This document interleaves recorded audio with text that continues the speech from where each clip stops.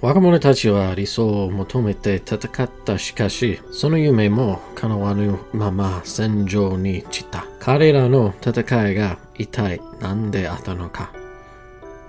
そして光は。And that butchered pronunciation Japanese comes out to be basically, these young men and women fought for their ideals, but they perished on the battlefield before being able to realize those dreams. What were they fighting for? And so, the light.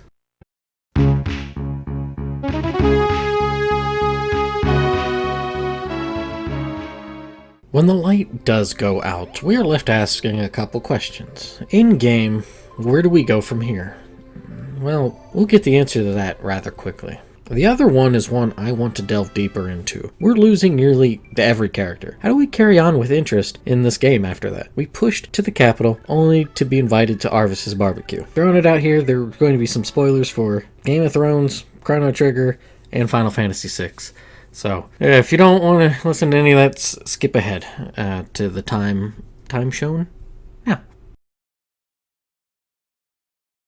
The previous part had me mentioning a couple other games where the baddies win during the middle of the game. In 1994, Final Fantasy VI graced the Super Famicom. In FF6, the world is brought to ruin. Kefka, the psycho that he is, destroys the planet. Broken mind, he wars against the world and comes to the conclusion that life is meaningless. So, his executioner acts are in some way a mercy, as the struggle in life isn't worth it. That philosophical argument aside, the player had gathered a retinue of neat, weird characters. We had a nice amount of time with Terra, Locke, the Figaro Bros, etc. However, we pick back up with a minigame trying to save Cid, but we take control of Celeste. We are then able to go out and regather the party as long as you've done everything correctly we had before. The world is no longer what it once was, but enough plugging away, we can dust ourselves off and rectify the failure of not dropping Kefka by wrecking his realm and wiping magic from the world. Chrono Trigger puts a dagger in the player's heart by having Lavos wake up from mid-napping suckle to obliterate Chrono. Then the game shoves you out the door, and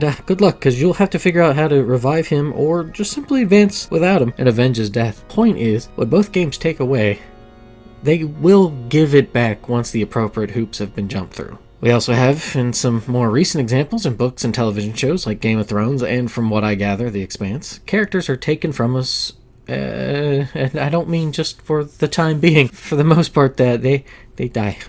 They go bye-bye. So we tend to gravitate to those still remaining, or honestly, we gradually will give up interest in the story as a whole. If you're rooting for somebody in the story, then all of a sudden they're axed. That can make for not a fun time. While I know that that's not always the case, at least for me, the momentum for a story can sputter badly, like skipping a gear while shifting or being struck dumb by a never-ending string of hiccups when death comes knocking for characters, particularly main ones. And this is where we circle back to Genealogy. Last we saw Sigurd and company, they were getting burned alive. Did any of them escape such a terrible fate? And if they did, would life be any better for them? Arvis's plans placed him at the top. All of Granbel's enemies have been squashed as well. And the people love him, so much so that he becomes the first emperor of Granbel's empire, and so he rules for 17 years. However, what started as a joyous fervor for his rule has turned into a dire situation for many, as Arvis's heavy hand has caused the people to suffer greatly, like those in Isaac, who are now living as slaves under the cruelty of King Danan. Short note, how this ruling of the Young Joel continent is working as an empire is you got the emperor at top, and then delegates more of the local legislative control to the kings. In a more historical sense, it's similar how the Achaemenid Empire operated. Think Cyrus the Great or Xerxes, the guy who charted the whole invasion of Greece by Persia again after the first attempt that failed a decade or so prior. Anyways, the Persian Empire got rather expansive and simply too big for one single ruler, so the emperor entrusted a satrap or satrapies to rule areas, effectively as a local governor. Sometimes they worked in junction with local kings as kind of like a advisor and stuff. Different way to maybe think of it is as client kings, where Granbel has all its own business to take care of, but when needed they can expect King Danan to meet whatever demands were required of him. Similar to like how Rome would always conveniently have friends nearby to be like, hey, you're a friend of Rome, aren't you? Which sounds really nice until it's not. However, King Danan is not quite the man his father was. And who was his father, you may be asking? Well, I'll give you a few choices, and you can guess who.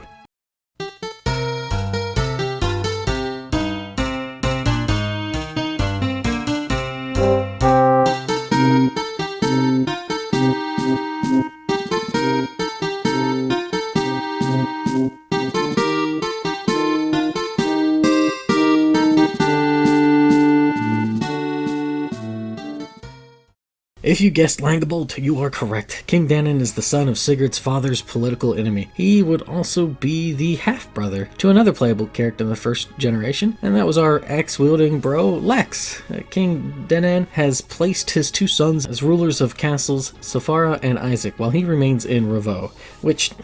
hold on. Ravo. That name sounds familiar. And it will if Ira and Quan spoke in Chapter 1. Ira revealed that Ravo's leader attacked Darna, which is in the Yi Desert, not far from Granbel's border. But why?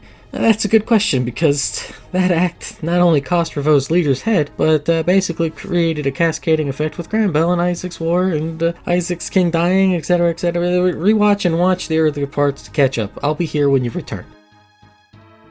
So King Danan's sons, Johan and Johalva, rule Isaac Castle and Safara's castle. Farther up in Ganesha, which is, it looks like it should be called Gainshire maybe, but Japanese has it as Ganesha. A confidant of Danan's, some goober named Harold rules, and upon hearing where the remnants of the rebels are, King Danan and Harold discuss that the younger members aren't so much of an issue. It's Shannon, the rightful king of the country of Isaac, and the wee lad Sigurd saved back in Verdane, and Oyfe. That's right, the young boy of 14 or so at the beginning of the game is now one of the leaders of fostering this rebel group. This rebel group in Tilnanog. Hold on, time out. Pause. Brief little bit about that. Tilnanog is obviously named after Tirnanog, which is referred to as the land of the young, being a part of the Celtic not underworld, but like otherworld kind of thing. An island of everything eternally wonderful, beautiful, youthful, where the Tuatha De Danann reside. So we'll see that pop up throughout Fire Emblem games, like with names like Bridget, Ogma, Lu, Manananan, Dagda, or visitors like Oshin. It's quite the well to draw from, and not simply for naming conventions. I'm one of those goobers who will crawl through rabbit holes learning about names and whatnot, and how they may be connected. It may not be a lot of people's cup of tea, but I'll drink all that stuff up. Speaking of which, quick top 5 tea list.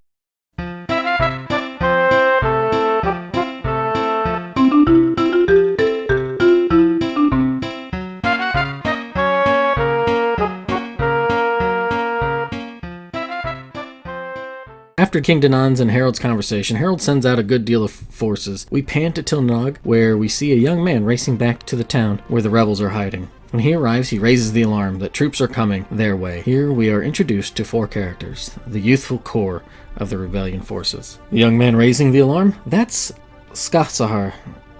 Whew, that's a Skasahar. That is a mouthful. The young woman who looks like Ira, that's Lakche. Not only are they brother and sister, they are in fact Ira's children, with Lex being their father. Lana carries the torch of priestess duties that her mother, Lady Adine, performed, and we are treated to Celeste, Sigurd and Diodora's son, technically the true heir to the Granbel throne. A design note I love here is how Celeste has adopted the hairstyle we see more with the women characters, like Ira, Lachesis, and Lakshe. The Archer Mediel, who ended up marrying Bridget in first generation, thus being Lana's uncle this time around, looks to be one of the other males characters that have the similar these long side bangs in front of the ears. It tinges Celeste with a little bit of femininity in context to the game, but also bridges the gap even more between Isaac and Sigurd's forces. It's a subtle touch, and I really like that design. Very good. Nice. Appreciate that. Anyways, the 4 debate on what to do. Shannon went to the Yi Desert, and Oyfe is still out of town. Skasahar seems more inclined to hold back. Lakshe is all for attacking. Let him come. It'll save them the trouble when they advance to Gainshire or Ganesha. Lakshe is very much her mother's daughter. Ultimately, the 4 charge out to defend the people of Tilnanog for all the help. And so, we start anew. All 4 are level 1. Celeste was past most of Sigurd's weapons. Lana received Adin's staves. Lakshay got all of Ira's weapons. And poor Skasahar, he got a power ring from Lex, since he can't use axes.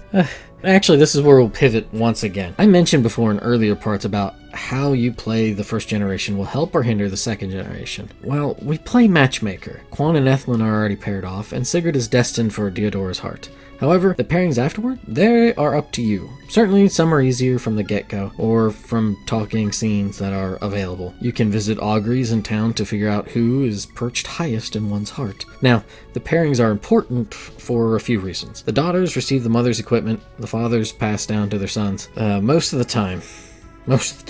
Celeste did not get the Tyrfing, for example. Those pieces of gear also carry on their durability and kill count. Been leaning on that silver sword of Sigurd's? Well, Celeste will have a leg up right out the door and will become a crit machine.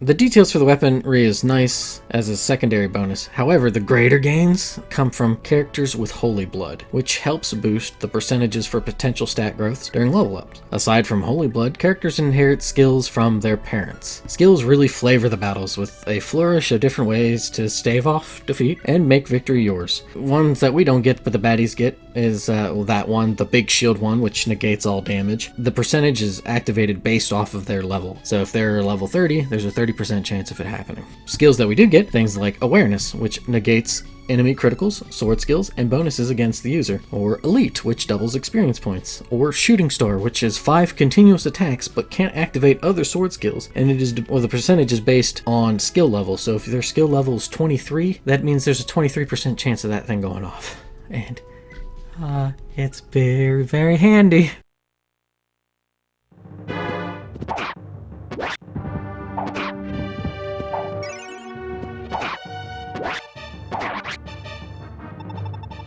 Very, very nice. Moonlight Sword, which negates an enemy's defense, and the activation is dependent upon skill. Prayer. Character's HP is 10 or less. That increases their avoid 100% of the chance occurring. So it's not like once they are down to 10 HP or fewer, it works out. So if you're basically at 1 HP, you have 100% avoid, which is pretty nice because it's the math is basically 11 minus current HP times 10. Doesn't work for the arena when entering though. So just something to throw out there. Anyways, Wrath, always criticals if HP is less than 50% plus 1. Ambush when HP is below 50%. Negate charge and attack first. That's pretty nice, pretty cool. Speaking of which, charge activates 2 to 20 rounds of combat when HP is above or equal to 25. The percentage of it's actually a little bit more complicated. It's basically the user's attack speed minus the enemy's attack speed plus HP divided by 2. There's sometimes this is some crazy stuff. There are some more, but basically these skills are passed down to their children. And while skills overlapping can make some obsolete, why pass on having some sweet abilities to rip the Youngdril continent out of the Empire's heavy hands? Now back to the action. As Celeste and Co. are heading east to engage, Oyfe appears in the west with Delmund and Lester. Lester is Lady Adin's son and Lana's brother. When they speak, we'll learn that their mother is actually alive working in the convent in Tilnanog. Delmund is the son of Princess Lachesis. After routing Harold and conquering Ganesha, we are surprised by an encounter with Levin? How? He doesn't join, nor is he too keen on Celeste calling him King Levin, but he's turned more into a tutor, an informer, somebody for Celeste to kind of lean on, as well as the player. Very different role as opposed to what he was playing in the first generation. Upon being told about Shannon going after the Balmunk blade in the Yi Desert, Levin in turn asks Celeste to take care of this girl, Yulia, who he found in Valhalla. Hurt and was just a tiny girl at the time. He took her to Silesia to recover for a while, and now Levin needs to go to Leinster. Yulia joins, Levin leaves. Johan and Johalva hesitantly begin their assault, and 2 new characters also appear, Fee and Arthur. Fee is Fury's daughter, and in this run, Levin's as well. Arthur is Tiltiu's son. Fee is looking for her brother, while Arthur is searching for his sister. Using Lakshay, you can entice either Johan or Johalva, but not both, to join. She's a bit put off by the advances. Which, this run kind of makes some sense, but we'll get into that in a moment. Once one of them joins, the other will attack relentlessly. The one who joins will also have their army join in the battle, helping soften the blow against the other's attacks. With one of Langabolt's grandchildren joining, we hit 11 units, as Celeste and the Liberation Army ride the waves of descent to conquer Sofara, retake Isaac, as it was probably taken by a small conquering force sent by King Danan, and eventually take Revo, taking Danan out, freeing the Isaac people.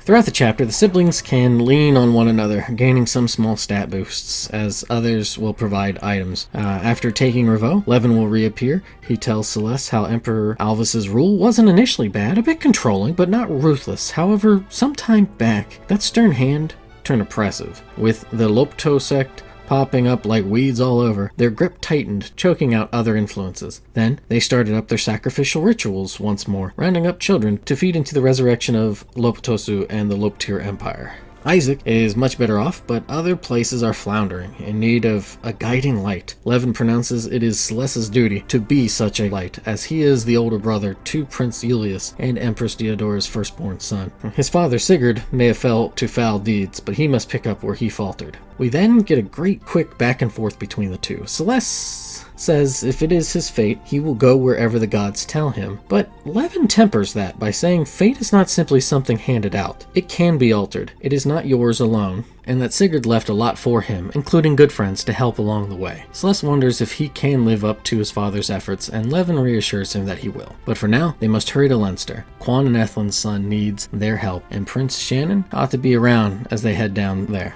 Whew, what a turn of events. We certainly still have a bit to go, but with the higher leveled enemies, the second generation's characters will level up fairly quickly. Some a little bit faster than others. They'll need to grow up fast, as Isaac was small potatoes. Very easy compared to the fighting to come, especially if you're wanting to save and recruit others. Celeste and his friends will have to cut through the teeth of years of imperial rule dug deep throughout the land. They leave Isaac to its people and trek through the Yee Desert to get to Manster District's Leinster. Also, due to how the pairings are in Generation 1... Before leaving, I should have mentioned this. Due to the pairings in Generation 1, Johan and Johalva are actually Lakshay and Skasahar's cousins, so the whole, those two fawning over Lakshay's a little gross. But we'll talk a little bit more about that at another time. Though news of Celeste's army spreads, most of the uprisings are smashed due to a lack of proper leadership. Many die. We learn Quan and Ethelin's son, Prince Leif, built his own rebel force with Finn's guidance and protection. However, they suffered a bad defeat at the hands of King Bloom, who is Leptor's son. Leif is in a bad spot. Yeed is also infested with Lopt sect members. Here, Shannon confronts a thief named Paddy, who nicked the sword, the Balmuk, the sword Shannon is searching for, and is also Brigid's daughter, and Lester and Lana's cousin, because of how the pairings worked out. Like I said, it's a little incestuous, and I think by the end, when we cover some wrap-up stuff, it'll make sense what was starting to go on, but didn't quite. We'll leave it at that. Anyways, the leader of the sect, Kutuzov, is he's not too happy and begins searching for one of his beefy Fenrir magic books of dark magic. Yes, just like that. Celeste pushes westward, dealing with dark mages. Then we learn Darna's leader is set to attack the rebels once they're tired. After that, we meet Lean, a dancer and Sylvia and Alex's daughter, and Aless, who is King Elchan's son, raised as a mercenary, as well as Lachesis' nephew. He has come into possession of the Mistletoe. Oh, and he's also Delmud's cousin and Nana's cousin, who is with Leif and Finn currently. Aless has his sights set on taking Celeste down, as he sees him as the son of his father's enemy. But Lean tries to make him see otherwise. She says, "We do what we must to survive. They were both knights, noble men. They knew the risks. Don't hold it against them," which he mulls over as the mercenaries ready to run Celeste and his cohorts down. As that's going on, we have to take care of two other points. One is with Shannon and Paddy. Thankfully, she'll pass him the Balmuk quickly, which will be very helpful as he now becomes quite evasive, even if, with my luck, he still gets hit frequently at 15%. Ugh.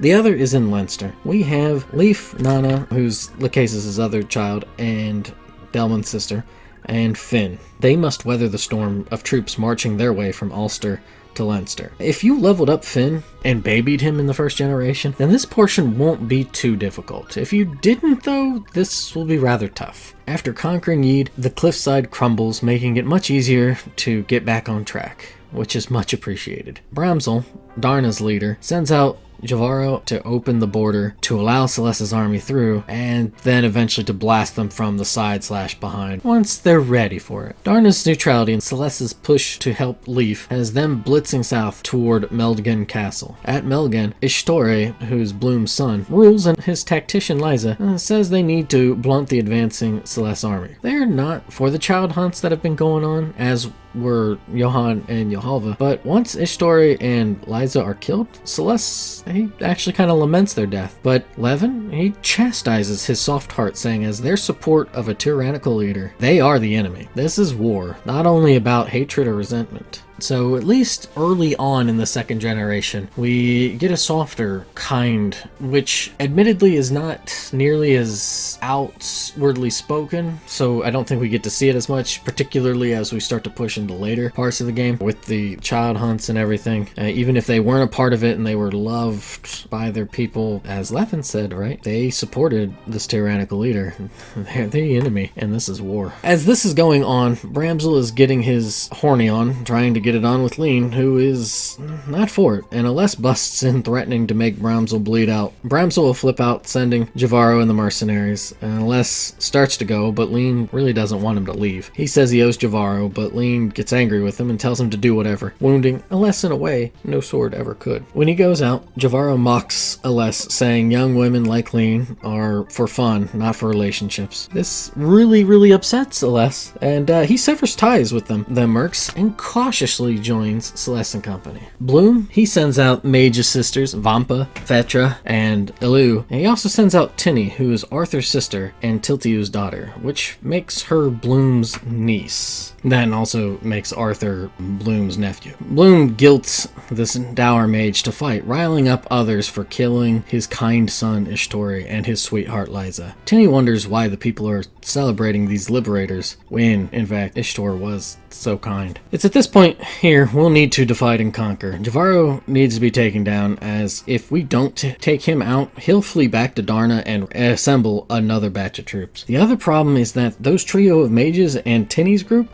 they go up toward Leif and company and they'll wipe them out. It's not very good for them. Arthur, who doesn't move too quickly, will need to get over there if we were to recruit Tinny. The sisters, though, they'll bail once they lose. Darna, once captured, Levin will educate Celeste about the miracle of Darna, which had the gods come down to give weapons and power to 12 soldiers, becoming the 12 Crusaders, their holy blood being that additional mark to bolster people and granting major holy blood possessors the ability to wield powerful weapons. Levin also muses how the Crusaders are beginning to surface again, with Lobotosu's revival drawing near, but Celeste doesn't quite know what he's going on about. Once Darna's free, Aless can enter and reunite with Lean, who also joins the cause. On the other end, Arthur and Tinny will finally meet up and realize they are siblings. Tinny joins, but she still isn't very mirthful. We'll get to why in a later part of the series. With Bloom on the ropes, everyone coalesces together. Aless calms his anger, though vows to kill Celeste if he's lying about his respect for King Elchan. Delman and Nana unite and both realize their mother Lachesis disappeared while traveling the desert alone. Leif and Celeste band like long-lost friends. I mean, they are cousins, and both wish to honor their parents and right the wrongs dealt to them. Upon capturing Ulster, Bloom flees. Celeste is riding high, surrounded by mighty friends, but Levin tries to temper the Liberation Army's leader. The fighting is only going to get worse. Much worse. And that is where we'll sit.